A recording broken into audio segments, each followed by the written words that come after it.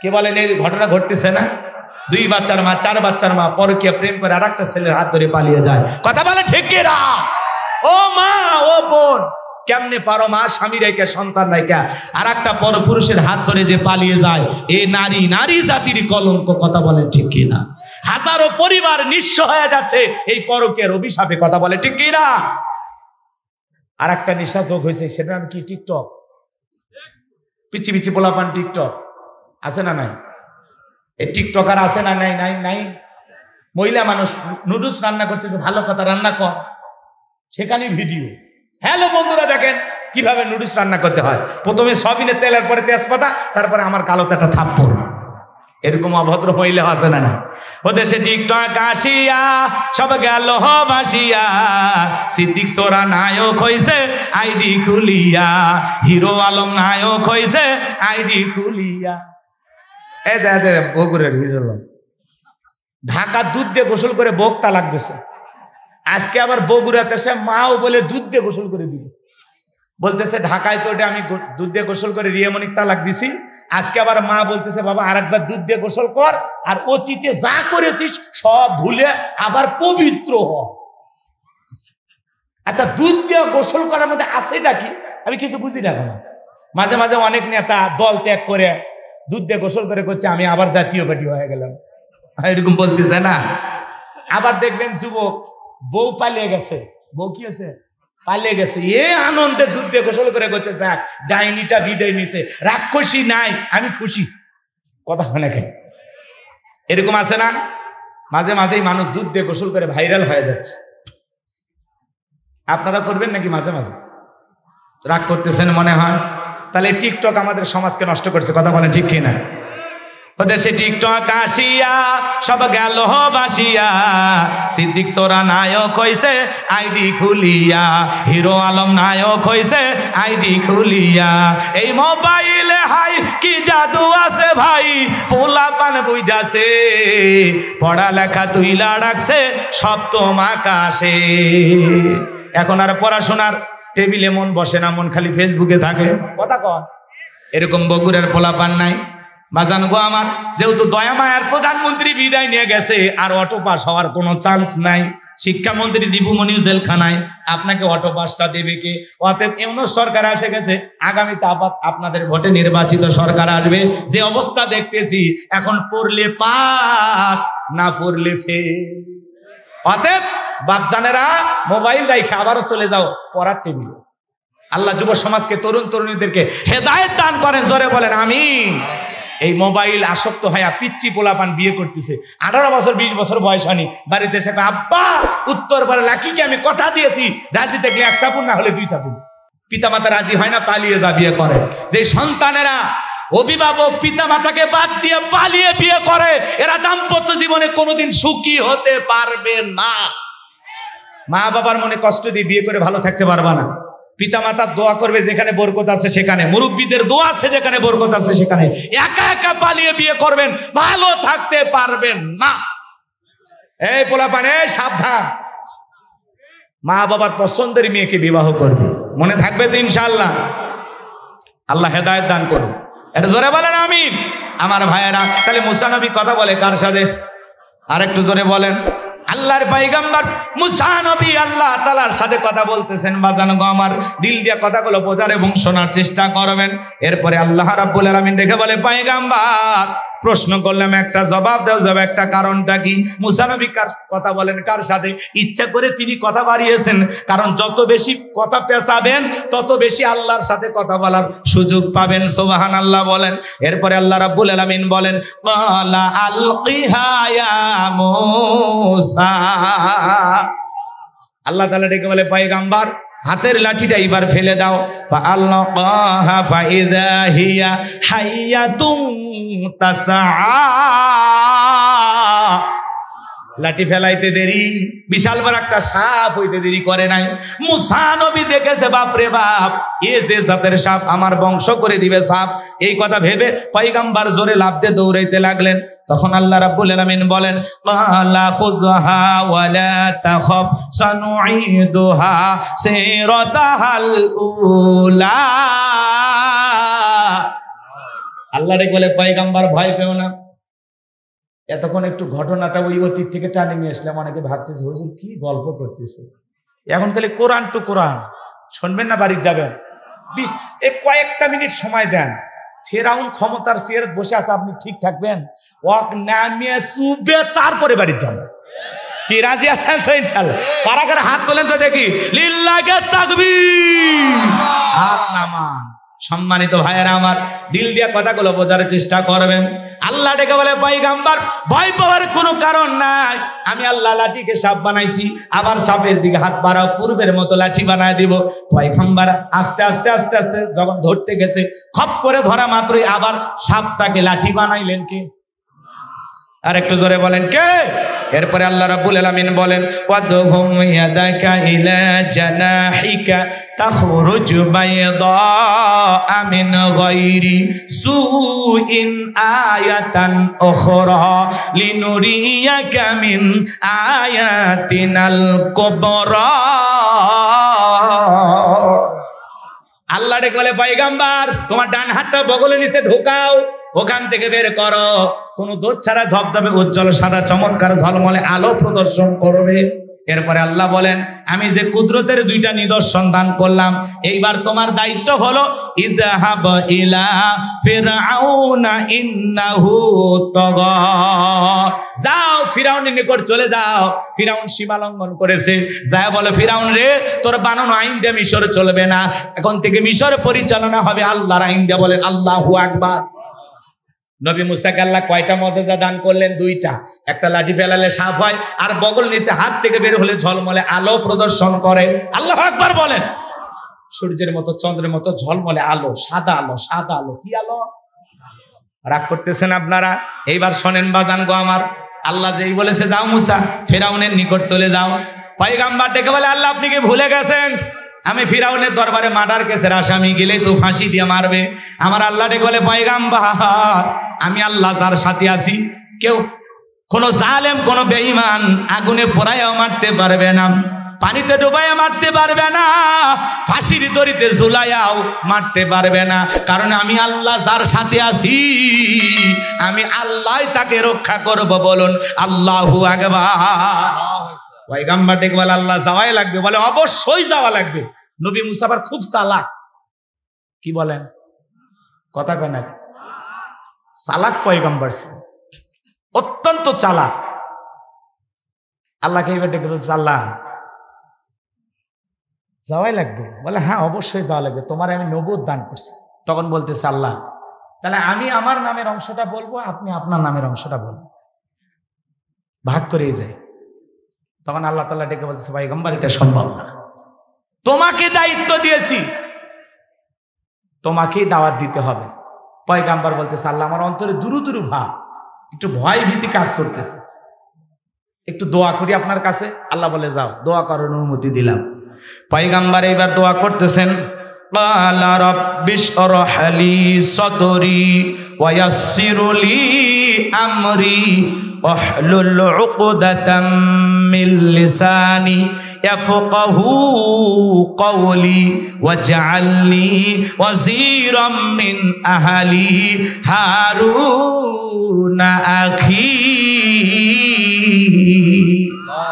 দেখে বলেন হে আমার রব, আমার বক্ষকে প্রশস্ত করে দাও, আমার কাজকে সহজ করে দাও, আমার জিহ্বার জড়তাকে দূর করে দাও, যাতে সহজে আমার কথা মানুষ বুঝতে পারে। আল্লাহ ডেকে বলে পয়গম্বর আমি আল্লাহ তাআলা তোমার দোয়া কবুল করলাম। পরিশেষে পয়গম্বর ডেকে বলে আল্লাহ আমার পরিবারের মধ্য থেকে আমার একজন ভাই আছে, নাম হলো কি? হারুন। জোরে বলেন কি না? আমার ভাই হারুনকে আপনি নবুয়ত দান করেন। আল্লাহ ডেকে বলে পয়গম্বর আমি আল্লাহ তোমার দোয়ার বদলতে তোমার ভাই হারুনকেও নবী বানায় দিলাম। বলুন সুবহানাল্লাহ। এইবার আল্লাহ নবী মুসা আলাইহিস সালাম তার ভাই হারুন আলাইহিস সালামকে সঙ্গে নিয়ে ফিরআউনের দরবারে চলে গেলেন। সেই কথা আল্লাহ রাব্বুল আলামিন বলেন ওয়াকালা মুসা ইয়া ফিরআউনু ইন্নী রাসূলুম মির রাব্বিল আলামিন। আল্লাহ নবী মুসা আলাইহিস সালাম ডেকে বলেন ও ফিরআউন আমি বিশ্ব রবের পাঠানো একজন রাসূল, আল্লাহর ব্যাপারে সত্য ছাড়া মিথ্যা কিছু বলবো না। আমি আল্লাহর একজন প্রেরিত রাসূল। ফিরাউন বনি ইসরাইলদেরকে দাসত্বের জিন্দেগি থেকে, গোলামীর জীবন থেকে মুক্ত করে স্বাধীন করে আমার সঙ্গে যেতে দাও। ফিরাউন তখন বলে, ক্বালা ইন কুনতা জিতা বিআয়াতিন ফাআতি বিহা ইন কুনতা মিনাস সাদিকিন। ফিরাউন ডেকে বলে, তুমি যদি তোমার দাবিতে সত্যি একজন ঈমানদার হও, তুমি যদি নিজেকে নবী দাবি করো, তাহলে ঠিক আছে, আমার সামনে উপস্থাপন করো তোমার কাছে কি এমন প্রমাণ আছে। তুমি যদি তোমার দাবিতে সত্যবাদী হও, তুমি যে নবী বুঝবো কিভাবে, কি প্রমাণ আছে? নবী দাবি করতে গেলে ফিরাউনের মতো লোক জিজ্ঞাসা করতেছে, তুমি যে নবী প্রমাণ কি, দলিল কি আছে? আর এখন অলিতে গলিতে মাজার, অলিতে গলিতে বিশ্বায়ক, ধ্বংস হবি। আমার কথা না শুনে ধ্বংস হবি। মানুষ মনে করে বাপরে বিরাট বড় আল্লাহর ওলি, আর ঘরের বউ অলি মানে সেটাকে যায় দেখেন তো। আপনি যাত্রার ওলি করতেছেন, পীর সাহেব মনে করতেছেন, বিরাট বড় কিছু মনে করতেছেন, অত সহজ না। ফিরাউনের মতো একজন কাফিরের কাছে নবী দাবি করতে গেলে প্রমাণ দেখতে চা, আর বিসমিল্লাহ সই করে পড়তে পারে না, তারে পীর সাহেব মানেন আপনি? পেটত বম মারলে বিসমিল্লাহ বের হয় না, কথা কয় না, কথা। লাল কালো কাপড় পরে আছে, মাথার চুলে জট, হাতে গাঞ্জার পট, হ্যাঁ, মানুষ মনে করছে বাপরে বাপ বিরাট সাধক, সাধু, সন্ন্যাসী, বিশাল কিছু ভাবে একেবারে পীর পূজা শুরু করে দিয়েছে। জোরে কর নাউজুবিল্লাহ। ওই জন্য তো আমরা ওয়াজে বলি, অমুসলিমেরা ব্যস্ত হলো মা নিয়া, মুসলমানেরা ব্যস্ত হলো বাবা নিয়া। বাবা বেশি হওয়ার লক্ষণ খুবই খারাপ, কথা কয় না, কথা কয় না। কারণ যার বাবা যত বেশি তার জন্ম তত খারাপ। আপনি মুসলমান, আপনার কোন পীর বাবা ভণ্ড বাবা থাকতে পারে না, কথা বলে ঠিক কিনা? কিসের বাবাও? আপনার জ্ঞান নাই? কোন আল্লাহওয়ালাকে দেখে যদি মনে হয়নি ভালো মানুষ, যার পা থেকে মাথা পর্যন্ত নবীর সুন্নত দিয়ে ঢাকা, যার চেহারার দিকে তাকাইলে আল্লাহর কথা স্মরণ হয়। ওয়াকুনু মাস সাদিকিন, আল্লাহ বলে সত্যবাদীদের সঙ্গী হও। যার কাছে গেলে দিন শেখা যায়, আখিরাত শেখা যায়। যে পীর নিজের ইমামতিতে মুরিদদেরকে নিয়ে নামাজ আদায় করে, ওইটা হলো পীর। আর এমন পীর বাইর হয়েছে, টুকি তবলা বাজাচ্ছে, গাঁজা খাইতেছে, লাফালাফি করতেছে, নারী পুরুষ একত্রে জিকির করতেছে, আর দমে দমে বলতেছে পানির ভিতরে জ্বললে বাতি ঝড় বাতাসেও নেবে না, ল্যাংটা বাবার মুরিদ হইলে নামাজ রোজা লাগে না। যে পীর সাহেব বলবে নামাজ রোজা লাগে না, পীর না টাটকা শয়তান। ওয়াক মারে আর থোত না ফেটে ফেলতে হবে, কথা কোন ঠিক কিনা? ওই সিজদার মধ্যে একটা সিজদা দিবি, জান্নাত পার হয়ে জাহান্নামে চলে যাবে। আলিফ লাম মিম এগুলোর অর্থ কোনো আলেম জানে না, কিন্তু আমি পীর সাহেব জানি। ওয়াক নিয়ে যাবেন, নিয়ে যাও অন্ধকার রুমে, আচ্ছা তারা পিটাবেন, আর বলবেন গাইবি মার দিলাম, কারো কাছে বলবি না, বললে ধ্বংস হয়ে যাবে। এজন্য বাজান, এই আধুনিক যুগে এই ভণ্ডদের বিশ্বাস করার কোনো সুযোগ। পীর ছিল শাহজালাল, শাহ পরাণ, শাহ মাকদুম, বাইজিদ বোস্তামি, আব্দুল কাদের জিলানী, বড় বড় আল্লাহওয়ালাদের কারণে এদেশে ইসলামের প্রচার প্রসার হয়েছে। এটা আমরা মানি, আল্লাহওয়ালা ভালো জিনিস। কিন্তু এখন অধিকাংশ ভণ্ড। এই যে ইসকনের বিরুদ্ধে একজন খতিব কথা বলার কারণে গাজীপুর থেকে সেই খতিবকে গুম করা হলো, তার হাত পায়ে শিকল পরানো হয়েছে। শুধু কি তাই, তাকে রাত ভর নির্যাতন করা হয়েছে। আমরা বলতে চাই, ইসকন যদি গৌর গোবিন্দের ভূমিকা পালন করে, একজন আলেমকে হত্যা করতে চাই, গুম করতে চাই, আঘাত করতে চাই, ও বাংলার মুসলমান, আমরাও শাহজালালের ভূমিকা পালন করে ওই সমস্ত ইসকন বেঈমান নাস্তিকদের দাঁত ভাঙা জবাব দেওয়ার জন্য কারা কারা প্রস্তুত, হাত তুলে দেখা। লিল্লাহি তাকবীর। আমার ভাইয়েরা, আলেমকে গুম করবে, ইমামকে ধরে নিয়ে যাবে, উগ্রপন্থী হিন্দুরা এটা মেনে নেওয়া যায় না, কথা বলেন ঠিক কিনা? এরা এদেশে ইসলামওয়ালাদেরকে ভালো থাকতে দিবে না, নানামুখী ষড়যন্ত্র চলতেছে, একটু সচেতন থাকবেন। পারবো তো ইনশাআল্লাহ, পারবো তো ইনশাআল্লাহ। সম্মানিত ভাইয়েরা আমার, রাত্রি অনেক গভীর হয়ে যাবে বাজান, ভণ্ড পীরদের নিয়ে আমি অনেক কষ্ট করেছি। আমার শুধু বিনয়ের শুধু একটাই অনুরোধ, কোন ভণ্ডদের কাছে আমরা যাব ইনশাআল্লাহ। সম্মানিত ভাইয়েরা আমার, আমি যে কথা বলতে যাচ্ছিলাম বাজান গো আমার, এইবার আল্লাহর পয়গম্বর মুসা আলাইহিস সালাম, তার কাছে দুইটা মুজিজা আছে। কয়টা মুজিজা?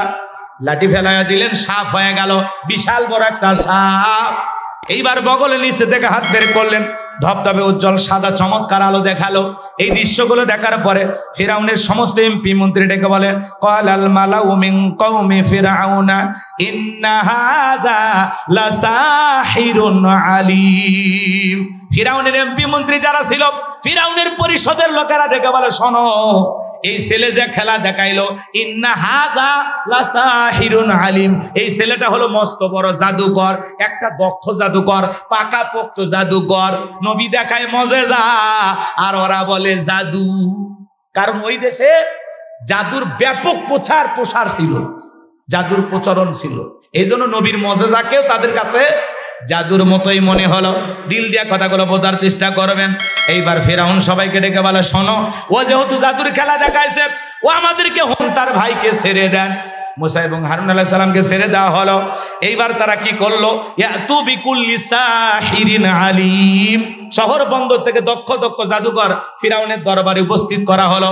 সমস্ত জাদুকররা ফিরাউনের নিকট উপস্থিত হওয়ার পরে সমস্ত জাদুকর ডেকে বলে, নেতা, আপনার শত্রু মুসাকে যদি পরাজিত করতে পারি, আপনি আমাদেরকে কি দেবেন? আমাদের বেনিফিটটা কি, লাভটা কি, পুরস্কারটা কি একটু জানার দরকার আছে না নাই? কথা বোঝেন নাই? বলতেছে, আমরা যদি আপনার শত্রু মুসাকে পরাজিত করি, আমাদের লাভটা কি, আপনি আমাদেরকে কি দেবেন, আমাদের উপহারটা কি থাকছে? ফেরাউন তখন ঘোষণা কি করেছিল জানেন? আল্লাহ সেই কথা বলেন, ক্বালা নাআম ওয়া ইন্নাকুম লামিনাল মুকাররাবিন। ফেরাউন ঘোষণা করে বলেছিল, তোমরা হবে আমার নিকটতম ব্যক্তি, এই দরবার হবে তোমাদের বসবাসের জায়গা, তোমরা সবাই আমার কাছের লোক। নেতা যদি বলে তুমি আমার কাছে লোক, আর কিছু লাগে? নেতার কথায় রাতকে দিন করা যায়, নিরপরাধ আলেমদেরকে ধরে ক্রস ফায়ার দেওয়া যায়, নিরপরাধ মানুষদেরকে ধরে জেলখানায় বন্দী করা যায়, কারণ ওর পিছনে আছে কে? নেতা। নেতার কথা শুনে তুই যত অন্যায় অপকর্ম হয়, কথা বোঝেন না? এত বড় ফিরাউন কি বলতেছে, খালি মুসাকে পরাজিত করো, আজ থেকে তোমরা এই দরবারে থাকবা। যারা রাস্তাঘাটে জাদুর খেলা দেখায়, এরা যদি এক চান্সে বাদশার দরবারে ঢোকে, লাগে কি আর সাথে বড় অফার আছে?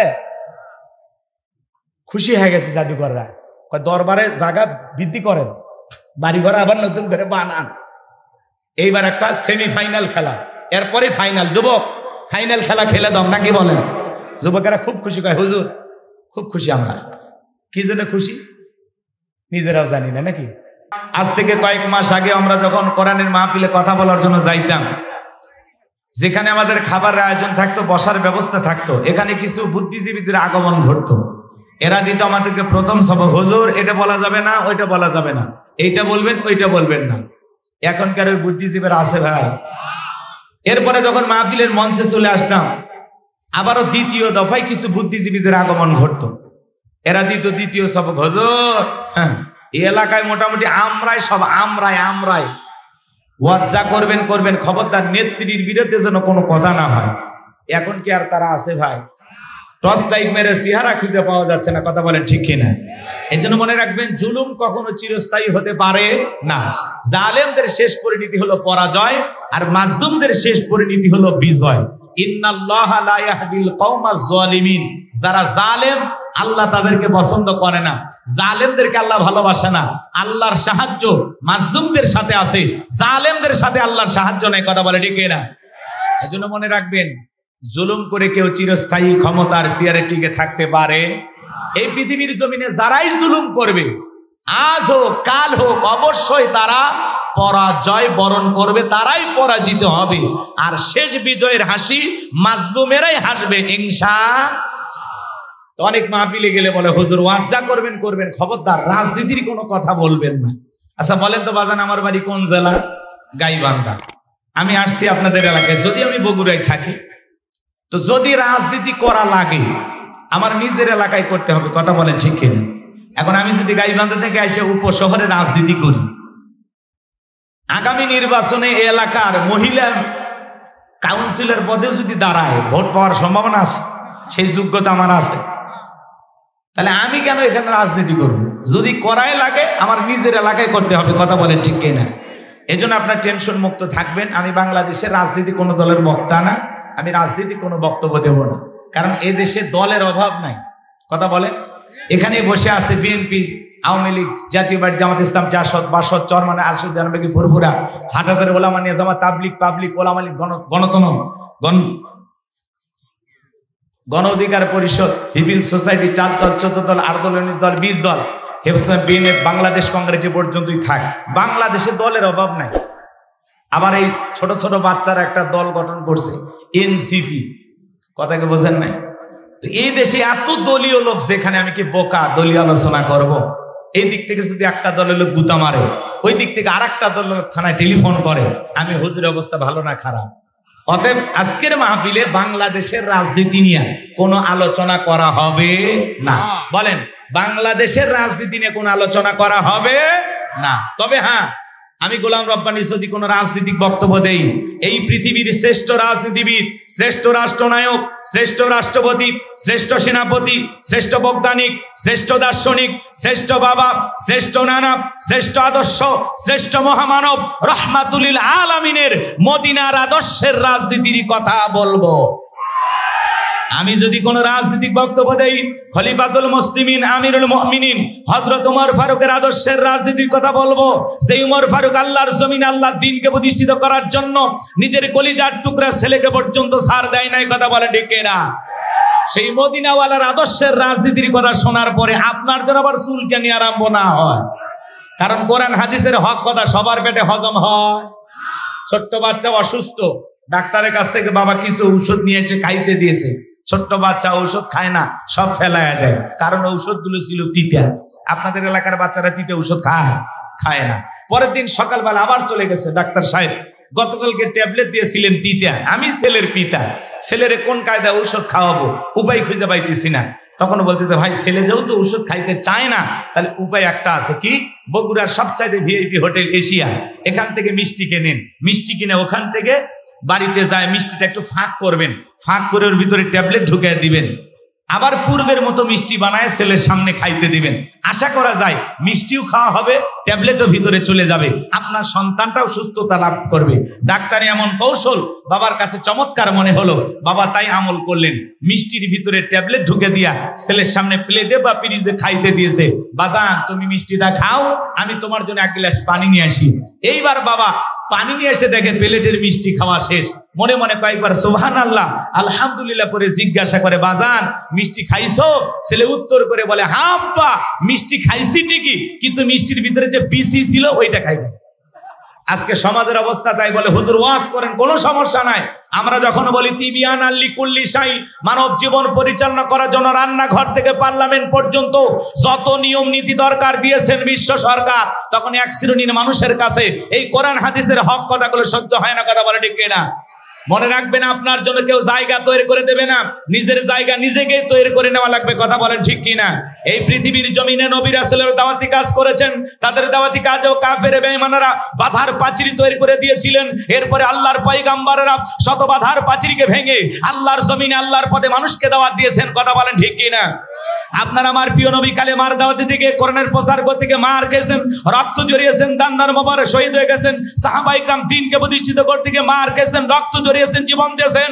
ও বাংলার মুসলমান, 1952 সালে এদেশের মানুষ যদি ভাষার জন্য জীবন দিতে পারেন, 1971 সালে আপনার আমার পূর্বপুরুষেরা এই দেশের স্বাধীনতার জন্য, দেশের মাটির জন্য যদি জীবন দিতে পারেন, 2024 সালে স্বৈরাচার জালেমকে বিদায় করে দেওয়ার জন্য 2000-এরও বেশি মানুষ যদি জীবন দিতে পারেন, রক্ত দিতে পারেন, প্রয়োজন যদি হয় আল্লাহর এই জমিন আল্লাহর দ্বীনকে প্রতিষ্ঠিত করার জন্য, কোরআনের সমাজ ব্যবস্থা কায়েম করার জন্য, নবীদের মতো সাহাবায়ে কিরামদের মতো বুকের তাজা রক্ত দিতে হয় আল্লাহর কোরআনের জন্য, দ্বীনের জন্য, ইসলামের জন্য।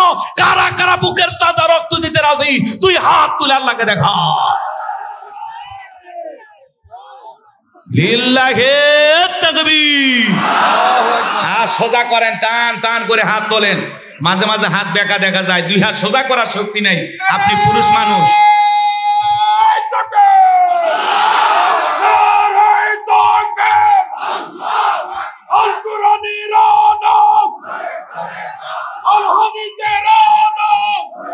হাত সোজা করেন।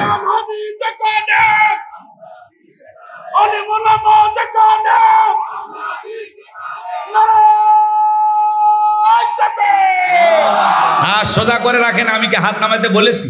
হাত সোজা করেন, যে মাঝে মাঝে হাত বেঁকা দেখা যায়। দুই হাত সোজা করার শক্তি নেই। আপনি পুরুষ মানুষ, দুধ, ডিম, ভিটামিন, ক্যালসিয়াম মাঝে মাঝে কিনে খাবেন।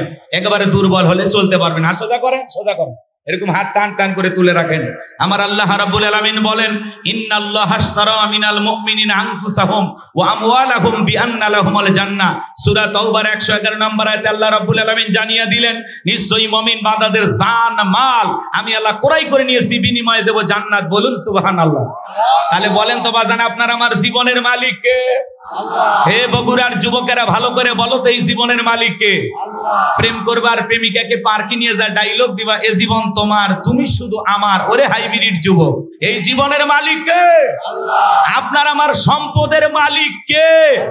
আল্লাহর দেয়া জীবন, আল্লাহর দেয়া সম্পদ আল্লাহর পথে খরচ করতে রাজি আছেন তো মুসলমান? রাজি আছেন তো ইনশাআল্লাহ? রাজি আছেন তো ইনশাআল্লাহ? বাম হাত নামান, শুধু ডান হাত তুলে রাখেন, শুধু ডান হাত। আল্লাহ রাব্বুল আলামিন বলেন, ইল্লা আসহাবাল ইয়ামিন ফি জান্নাতিন ইয়াতাসাআলুন। ডানপন্থী যারা জান্নাতের বাগানে থাকবে তারা, ডানপন্থী যারা আল্লাহর প্রিয় তারা বলুন আল্লাহু আকবার।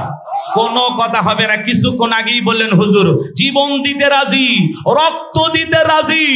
আপাতত জীবন রক্তর দুইটার কোনোটাই দিতে হবে না।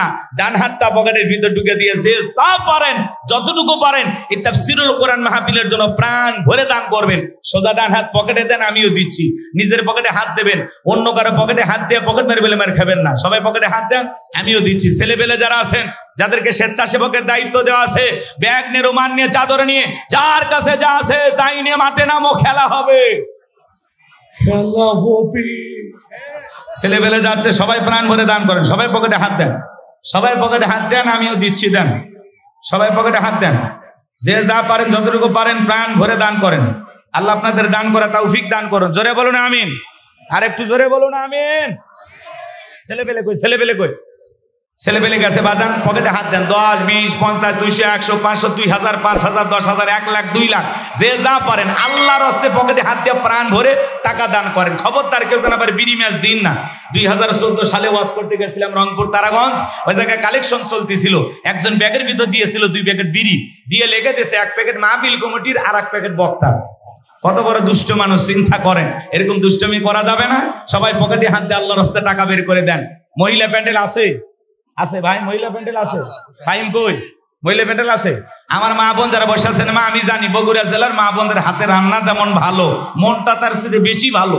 আল্লাহ আমার মা বোনদেরকে বেশি করে দান করে তৌফিক দান করুন। জোরে বলুন আমিন। যাদের মনে আয়েশা, ফাতেমা, খাদিজার মতো নরম, তারা অবশ্যই দান করবে। আল্লাহ বগুড়ার মা বোনদেরকে বেশি করে দান করে তৌফিক দান করুন। যুবকেরা অক্লান্ত পরিশ্রম করে জান্নাতের বাগান সাজিয়েছেন। এলাকার গণ্যমান্য ব্যক্তিবর্গ, অতিথিবৃন্দ যারা আছেন, আমি মুসাফিরের হাতে দিতে পারেন, যে যা পারেন যতটুকু পারেন। বাজান আমি গুনাহগারের হাতে দেন, আমি আপনাদের জন্য দিল থেকে দোয়া করে দেব। আল্লাহ পাক আপনাদের এই দানকে কবুল করেন। জোরে বলেন আমিন। আমার হাতে 500 টাকা, 1000 টাকা, 2, 4, 5, 10 হাজার দেওয়ার মতো কেউ নাই। তাড়াতাড়ি দেন, সময় কম, আলোচনায় চলে যাবে। কি খবর? বাপ রে বাপ, দেখছেন নিশ্চিন্ত ভোর থেকে আসছে। আরে বাবা ধরবনি, ওইভাবে ধরে ধরে হবে না। ওনারা দেবে ইনশাল্লাহ, নিজ দায়িত্বে দেবে, ইনশাল্লাহ দেবে। আল্লাহ কবুল করেন। জোরে বলেন আমিন। খুব দ্রুত গতিতে দেন, খুব দ্রুত গতিতে। 500 টাকা, 1000 টাকা, 2, 4, 5, 10 হাজার, যে যা পারেন যতটুকু পারেন তাড়াতাড়ি দেন। এ বিশাল আয়োজন করতে গিয়ে ছেলেপেলের অনেক টাকা পয়সা খরচ হয়ে গেছে। 10 লাঠি একের বোঝা বাজা। সবাই একটু সহযোগিতার হাত বাড়াবেন। ছেলেপেলে ব্যাগ নিয়ে গেছে, যে যা পারেন সাধ্য অনুযায়ী প্রাণ ভরে দান করবেন। ভালো কাজে সহযোগিতা করবেন। আল্লাহর ঘর মসজিদের জন্য প্রাণ ভরে দান করবেন। এই তাফসীরুল কোরআন মাহফিলের জন্য আপনারা প্রাণ ভরে দান করবেন। আল্লাহ দানি আপনাদের সকলের দানগুলো কবুল করে নেন। জোরে বলেন আমিন। আসেন আসেন দরদিরে আমার, দিয়া ধন বসে মন কেড়ে নিতে কতক্ষণ। নদীর কোল ভাঙে কোল করে, এই তো নদীর খেলা। সকালবেলা টাকাওয়ালা তুই ফকির, সন্ধ্যাবেলা দান করিলে মাল কমে না, নেকির পাল্লা হয় ভারী। গুনাহ খাতা মাফ করে দিয়া আল্লাহ জান্নাতে বানায় দিও ঘর বাড়ি। জোরে বলেন মারহাবা লা ইলাহা ইল্লাল্লাহ। জোরে লা। ভাই তাড়াতাড়ি দেন, সময় কম, আলোচনায় চলে যাব, কষ্ট দেওয়া যাবে না। মহিলা প্যান্ডেল আমার মা বোন যারা বসেছেন, মা আপনারাও প্রাণ ভরে দান করবেন। আপনাদের মাঝে চলে গেছে চাদর, বোরকার পকেট থেকে করে দেন হালকা করে একটু আদর। আল্লাহ মা বোনদের দান করা তৌফিক দান করুন। জোরে বলুন আমিন। স্বামীর পকেট মেরে অনেক শোকেস ভরাইছেন, মা আজকের মাহফিলের জন্য একটু ওখান থেকে বরাদ্দ দেন। আল্লাহ মা বোনদের দান করার তৌফিক দান করুন। জোরে বলুন আমিন। নাই ভাই নাই, 500 টাকা বাই করেন, 1000 টাকা। সিএনএ বসে আছেন, আপনারা টাকা দিচ্ছেন না, এটা কথা হলো? তাড়াতাড়ি দেন, বগুড়ার মানুষ তো দান করে আলহামদুলিল্লাহ। জি জি, প্রধান অতিথি প্যাকেট দিয়ে দিছে কত?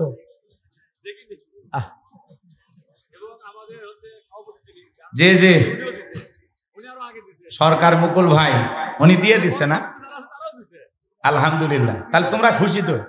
ঠিক আছে, পিছনে একজন মেহমান নগদ 1000 টাকা জোরে বলেন মারহাবা, লিল্লাহি তাকবীর। আল্লাহ তাআলা দানটা কবুল করো, বড় দানে শামিল করো। এই দানের ছেলেকে লক্ষ লক্ষ টাকার মালিক বানায় দেয়, দুনিয়া আখিরাতে ইজ্জত সম্মান বাড়ায় দেন, জোরে বলেন আমিন। আসেন আসেন দরদির আমার, দিয়া দন বজে মন, নদীর কোল ভাঙে কোল করে, এই তো নদীর খেলা। সকালবেলা টাকাওয়ালা তুই ফকির, সন্ধ্যাবেলা দান করিলে মাল কমে না, নেকির পাল্লা হয় ভারী, গুনাহ কাটা মাফ করে দিয়া আল্লাহ জান্নাতে বানাই দিও ঘর বাড়ি। আমি নোয়া মিনো আল্লাহ আমিনো, দানকারীর জন্য হয়ো জামিনো। আসেন আসেন, কেউ আছে তাড়াতাড়ি দেন বাবা, না দিলে আমি আলোচনায় চলে যাব। আমাদের প্রধান অতিথি জনাব সরকার মুকুল ভাই, উনি আলহামদুলিল্লাহ একটা খামের ভিতরে কত টাকা দিয়েছে ছেলে পেলে এখনো গুনে দেখে নাই। আমরা ভাবি যেহেতু ভাই বড় মনের মানুষ, বড় কিছুই আছে ওর ভিতরে, নাকি বলে? প্রধান অতিথির দানকে আল্লাহ কবুল করেন, জোরে বলেন আমিন। জনাব সরকার মুকুল ভাই উনি যতটুকু সহযোগিতা করেছেন, ছেলেদের পাশে দাঁড়িয়েছেন, উনি নিজে ছেলেদের ফোনের মাধ্যমে আমার সাথে কথা বলেছেন যে ভাই আমাদের এলাকায় একটা প্রোগ্রাম দেন। আমি বললাম ভাই এর আগেও এই একই মাহফিলে আমারে 2 বার দাওয়াত দিছি, 2 বার দাওয়াত দিয়ে টাকা ফেরত নিয়ে গেছে, এই মাহফিল আমি রাখবো না। বলছে না ভাই এইবার ঠিকঠাক ভাবে হবে, টাকা আর ফেরত নেবে না, আপনি এইবার ডেটটা দেন। এই জায়গায় আমি এর আগে 2 বার আসার কথা ছিল, একবার সেই 21-22 সালের ঘটনা, জি জি, একবার করোনার কারণে হয়নি, যাই হোক করতে পারে নাই। এরপরে গত বছরে একটা ডেট নিয়ে আসলো 1 ফেব্রুয়ারি, পরে আল্লাহর যে গোলাম দাওয়াত দিয়ে আসছে, আমি কতবার যে ফোন দিছি, আমি ফেরেশতার মাধ্যমে শোনা লাগবে যে আসলে সংখ্যাটা কত, কথাকে বুঝতে পারছেন? এতবার ফোন দিছি ধরে নাই, পরে না পারে সেই মাহফিল বগুড়া সোনাতলায় দিছি মাত্র 8-9 দিন আগে। এরপরে ওনাদের আমি কোনো খোঁজই নিতে পারিনি, তো এই জন্য দাওয়াত নেওয়ার খুব ইচ্ছা ছিল না। কিন্তু বড় ভাই বলছে দেখেন আমি বগুড়া জেলা স্বেচ্ছাসেবক দলের একজন সভাপতি ভাই, আপনি একটু মেহরবানি করে আমার দাওয়াতটা রাখেন, আমি আসি, আপনার সাথে থাকবো, প্রোগ্রাম হবে ইনশাল্লাহ। তো আসলে সত্যি সত্যি বাস্তবায়ন হয়েছে, এই জন্য খুশি। আমার ভাইকে আমি মন থেকে মোবারকবাদ জানাই, ধন্যবাদ জানাই। আল্লাহ পাক এইভাবে ভালো কাজের পাশে থাকার তৌফিক দান করেন। আর যে তাকবীর দিছে আজ, কি কন আপনারা খুশি হয়েছেন না? আচ্ছা বলেন তো, ভাইয়েরা যদি এইভাবে তাকবীর দেয় আমাদের কি আর সমস্যা আছে? হ্যাঁ, এই জন্য ভাই যে তাকবীর দিয়েছেন আমি অত্যন্ত খুশি হয়েছি। আল্লাহর কাছে দোয়া করি আল্লাহ তার কণ্ঠের মাধ্যমে এরকম প্রত্যেকটা মাহফিলে 2-4টা তাকবীর বের করে দেন, জোরে বলেন আমিন। আর একটু জোরে বলেন আমিন। আর কেউ আছেন ভাই? দিলে দেন, না দিলে আলোচনায় চলে যাবো। ভাই ভাই মহিলা প্যান্ডেলের ব্যাগগুলো পাইছেন, পুরুষ প্যান্ডেলে ব্যাগ পাইছেন, সবার পাইছেন? সভাপতি বাজান দিয়ে দিয়েছেন না? দিয়ে দিয়েছেন, খাম সব খাম, মাশাআল্লাহ। শিক্ষিত মানুষ তো আপনারা, উপশহরে তো অনেক শিক্ষা প্রতিষ্ঠান, হ্যাঁ জি জি, আপনারা অনেক জ্ঞানী মানুষ, আমি বুঝতেছি, ইশারায় কাজ হয়ে গেছে। জি জি ঠিক আছে, আলহামদুলিল্লাহ আমি খুশি। নেন ভাই আমার সামনে যা আছে এটা নিয়ে যান, আল্লাহ আপনাদের এই দানগুলো কবুল করেন। যা হয়েছে আলহামদুলিল্লাহ ভাই, তাহলে আলোচনায় চলে গেলাম আলহামদুলিল্লাহ। এরপরেও যারা দান করতে চান, কমিটির ভাইয়েরা আছে, ছেলেরা আছে, ওদের মাধ্যমে আপনারা দেবেন, আল্লাহ কবুল করেন, জোরে বলেন আমিন। আমি লম্বা আলোচনা ধরেছি, আপনাদের কাছে একটু সময় চাই, আমাকে একটু সময় দিয়ে সহযোগিতা করবেন, বেশি না। এখনকার মানুষ তো মোবাইল টিপতে টিপতে মোটামুটি 1টা-2টা বেজে ফেলে দেয়, তাই না? বেশি না, 12:30 পর্যন্ত যদি সময় দেন, না হলে 12:15 পর্যন্ত, এটুকু সময় আপনারা দিতে রাজি আছেন তো ইনশাআল্লাহ? কারা কারা 12:30 পর্যন্ত থাকতে রাজি আছেন 2 হাত তুলে বলেন ইনশাআল্লাহ। আর একটু জোরে বলেন ইনশাআল্লাহ। আল্লাহ আপনাদের ওয়াদা পালন করা তৌফিক দান করুন, জোরে বলুন আমিন। ওটা ভাষা করবেন না, একটু আমাকে সময় দেবেন। আর যদি ধৈর্য নিয়ে বসতে পারেন আরো সময় বাড়ানো হবে ইনশাআল্লাহ। চলুন ভূমিকা না দিয়ে ডাইরেক্ট আলোচনা। আমি কথা বলবো পবিত্র কোরআনুল কারীমের 41 নম্বর সূরা। কি নাম বলেন তো? কত নাম্বার বললাম? একটু কথা বলা লাগবে। আমি করবো আওয়াজ, আপনারা দেবেন আওয়াজ, জবাব দিবেন ঠিক ঠিক, আলোচনা হবে কমপ্লিট। শ্রোতাদের স্পিরিটে বারে বক্তার হিট, আলোচনা হবে জায়গা মতো ফিট। আগে বলতাম কিছু আজ প্যান্ডেলে, কিছু আজ অ্যাঙ্গেলে, এখন আর অ্যাঙ্গেলে না, যা বলবো সব ডাইরেক্ট। অ্যাঙ্গেলে বলার দিন শেষ, ডাইরেক্ট বলার বাংলাদেশ। কথা বলে ঠিক কি না? সূরাটির নাম হামিম আস-সিজদা। মোট আয়াত আছে 54টি, রুকু আছে 6টি। বিশ্বনবীর মক্কার জিন্দেগিতে আল্লাহ রাব্বুল আলামিন এই সূরাটি নাজিল করেছেন। আমি আপনাদের সামনে 30 নম্বর আয়াতে কারিমা তেলাওয়াত করেছি। আয়াত নাম্বার 30 আলোচনা শোনার পরে আল্লাহ যেন আমাদের সবাইকে পার করে দেন ফুলসিরাতের ব্রিজ। জোরে বলেন আমিন। আয়াতে কারিমা পাইবেন কোথায়? 24 নম্বর পারার 19 নম্বর পৃষ্ঠার 3 নম্বর লাইনে এই আয়াতে কারিমা রয়েছে। বলুন আল্লাহু আকবার। এই কোরআনের কথা শুনতে আপনাদের কোনো আপত্তি নেই তো? কারা কারা কোরআনের কথা শুনবেন আরেকবার হাত তুলে দেখান তো বাজান। লিল্লাহি তাকবীর। হাত নামা। এই কোরআনের মধ্যে কোনো মিথ্যা আছে? কোনো ভুল আছে? কোনো ধোঁকা আছে? থাকবে কি করে? কিতাবটি নাজিল করেছেন কে? সে আল্লাহ রাব্বুল আলামিন বলেন, যালিকাল কিতাবু লা রাইবা ফীহি। আল্লাহ রাব্বুল আলামিন বলেন, এটি এমন একটি কিতাব যেই কিতাবের মধ্যে কোনো সন্দেহ নাই, কোনো সংশয় নাই, কোনো মিথ্যা নাই, কোনো ধোঁকা নাই। There is no doubt. বলুন আল্লাহু আকবার। হুদাল লিল মুত্তাকিন। মুত্তাকি বান্দাদের জন্য গাইডলাইন হিসাবে, পথ প্রদর্শক হিসাবে আসমান থেকে কিতাবটি নাজিল করেছেন কে? সেই কিতাবের আলোচনা শুনলে লাভ না লস? লাভটাকে আমার আল্লাহ জানায় দিলেন, ওয়া ইযা কুরিয়াল কুরআনু ফাসতামিউ লাহু ওয়া আনসিতু লাআল্লাকুম তুরহামুন।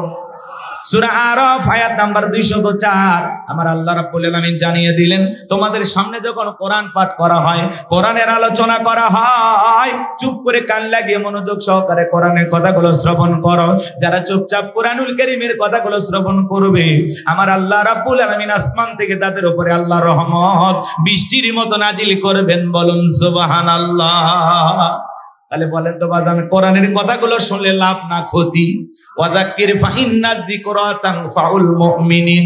সূরা জারিয়ার 55 নম্বর আয়াত আল্লাহ তাআলা জানিয়ে দিলেন, যারা আমার মুমিন বান্দা তাদের সামনে যখন কোরআন দেওয়াজ করা হবে, কোরআন থেকে উপদেশ দেওয়া হবে, এই কথাগুলো শোনার পরে আমার মুমিন বান্দাদের উপকারে আসবে। বলুন সুবহানাল্লাহ।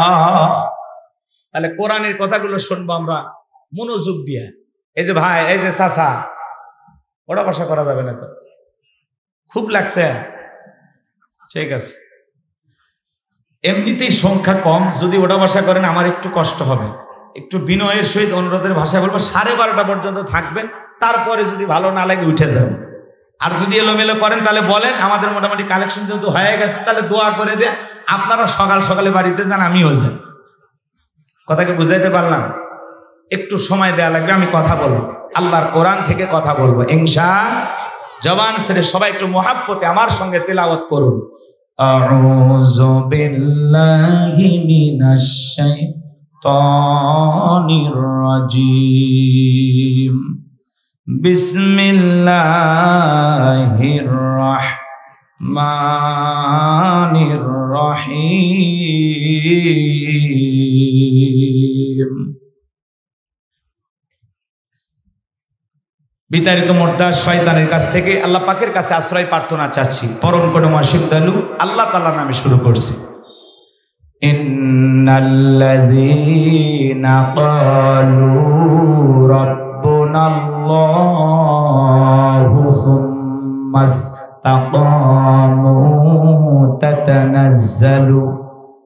তাতানাজ্জালু আলাইহিমুল মালাইকাতু আল্লা তাখাফু ওয়া লা তাহজানু ওয়া আবশিরু বিল জান্নাতিল্লাতী কুনতুম তুআদুন।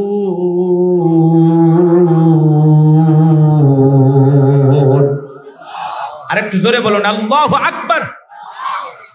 যে কোনো আয়াত বা সূরার তাফসীর করতে হলে কোন প্রেক্ষাপটে, কোন সময় আল্লাহ তাআলা সেই সূরাটি বা আয়াতটি নাজিল করেছেন, সে নাজিলের প্রেক্ষাপট জানার দরকার আছে না নাই? আরবিতে বলা হয় শানে নজুল। যদি শানে নজুল আলোচনা করা হয় তাহলে তাফসীর বুঝতে সহজ হয়।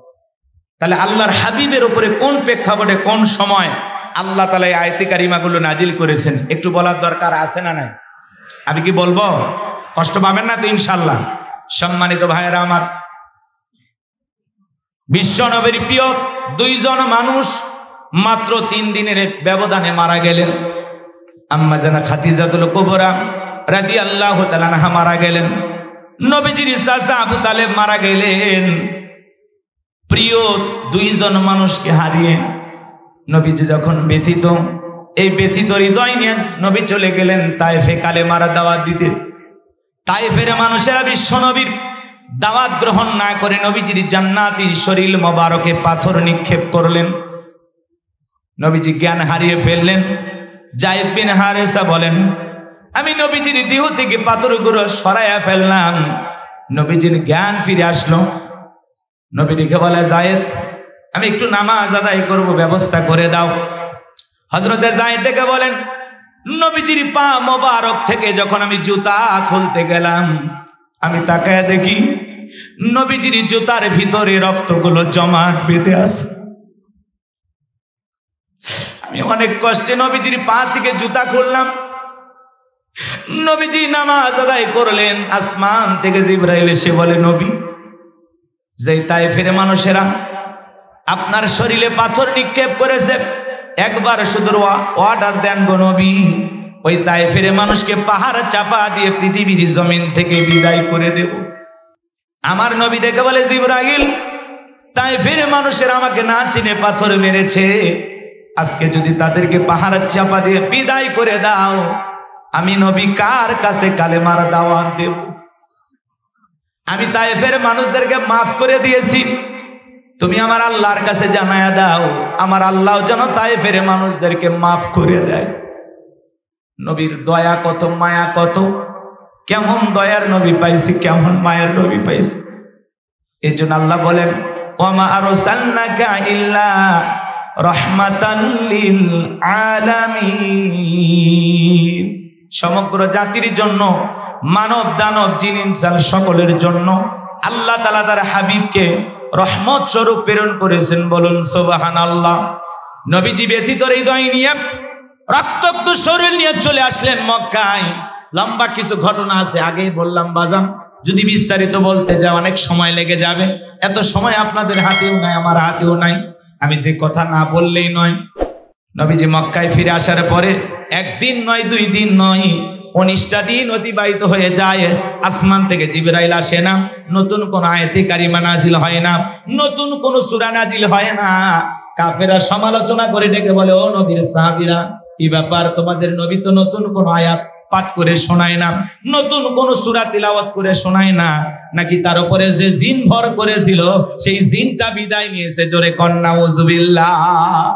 আবার কেউ কেউ সমালোচনা করে ডেকে বলেন, ও নবীর সাহাবীরা, তোমাদের নবী তো নতুন কোন আয়াত বা সূরা পাঠ করে শোনায় না, নাকি তার আল্লাহ তাকে ভুলে গেছেন? জোরে কন্না উযুবিল্লাহ। এইভাবে কাফেররা চতুর্মুখে সমালোচনা শুরু করে দিলেন। সাহাবায়ে কেরাম মনে মনে কষ্ট পান, কিন্তু বিশ্ব নবীর কাছে গিয়ে কেউ বলার সাহস পান না। তখন আল্লাহ রাব্বুল আলামিন 19 দিন পরে জিবরাইলের মাধ্যমে এই পাওয়ারফুল আয়াতি কারিমাগুলো নাজিল করলেন। বলুন আল্লাহু আকবার। আমার আল্লাহ রাব্বুল আলামিন বলেন, ইন্নাল্লাযীনা ক্বালু রাব্বুনাল্লাহ, ইন্নাল্লাযীনা ক্বালু রাব্বুনাল্লাহ, নিশ্চয় যারা বলে আমাদের রব আল্লাহ, আমাদের রব কে?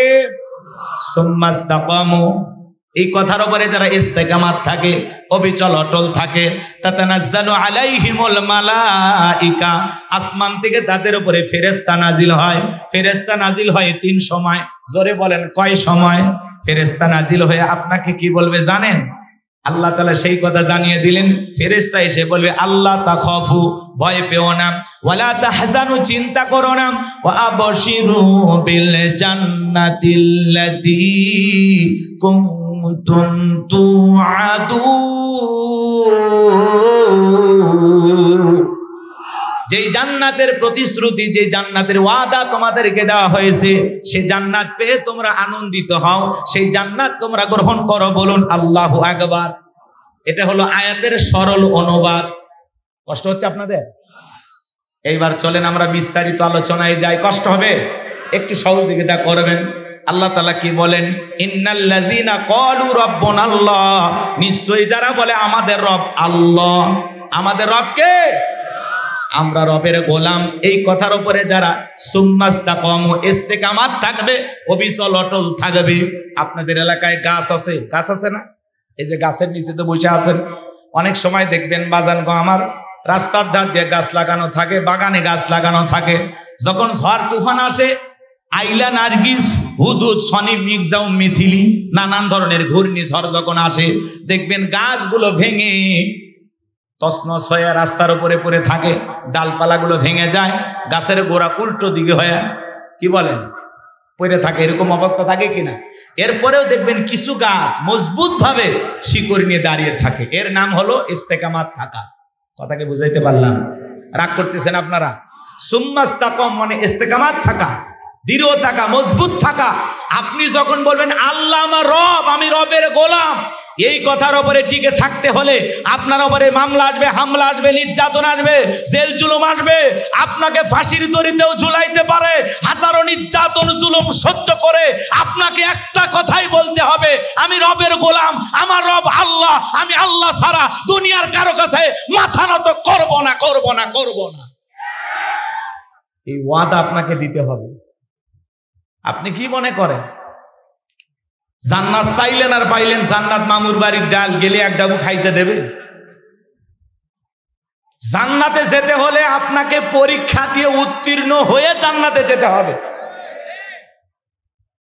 সূরা আনকাবুতে আল্লাহ কি বলেছেন? মানুষেরা কি মনে করেছে ঈমান এনেছে কথা বললেই ছেড়ে দেওয়া হবে, তাদেরকে পরীক্ষা করা হবে না? আপনি যদি নিজেকে ঈমানদার দাবি করেন, আপনি যদি বলেন আমার রব আল্লাহ, এই কথার উপরে টিকে থাকতে গেলে বাতিল শক্তির হাজারো আক্রমণ আসবে, হাজারো আঘাত আসবে, হাজারো নির্যাতন আসবে, সবকিছু সহ্য করে আপনাকে টিকে থাকা লাগবে। এর আগে দেখেন না ইসলামপন্থীদের ঘর ছাড়া বাড়ি ছাড়া করেছিল, ইমাম মুয়াজ্জিন শান্তিতে ঘুমাইতে পারে নাই, দাড়ি টুপিওয়ালাদেরকে টার্গেট করে করে জঙ্গির তকমা লাগাইয়া মিথ্যা মামলা হামলা দিয়ে জেলখানায় বন্দি করেছিল। কথা বলে ঠিক এরা দেখেন নাই?